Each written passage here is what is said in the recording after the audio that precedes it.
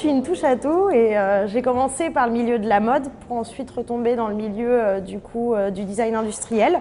C'est là où j'ai rencontré un super professeur qui pensait que les designers pouvaient aussi se mettre à l'électronique et qu'en fait tout le monde pouvait se mettre à l'électronique grâce à la démocratisation des systèmes embarqués.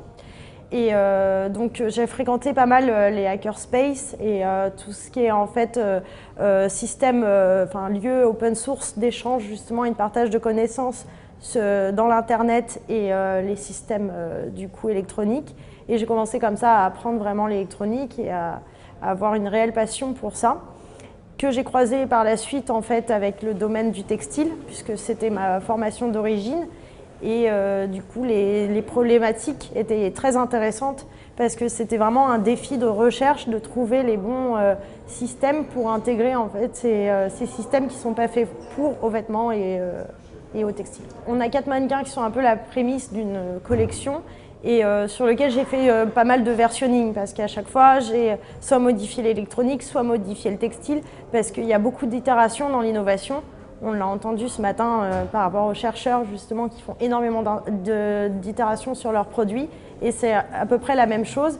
Et puis ensuite on va changer beaucoup les systèmes d'électronique parce que ça innove très très vite. Alors les 4, dites-nous. Donc le premier, il y en a un qui réagit au son, aux fréquences sonores et donc l'apparence en fait va être modifiée. Il y a une matrice de LED qui est brodée à la surface et qui va être modifiée en fonction des fréquences sonores. Le deuxième qui va changer par rapport à un capteur de couleur et donc on peut modifier du coup la robe par rapport à des couleurs qu'on va présenter devant le capteur. Le troisième est un vêtement autonome avec un panneau solaire qui va engranger de l'énergie la journée et s'illuminer la nuit grâce à un capteur de lumière qui va allumer et éteindre les LED. Et le dernier qui réagit du coup au mouvement avec un accéléromètre à l'intérieur et où les LED en fait qui sont du coup cousus dessus vont pouvoir varier d'intensité.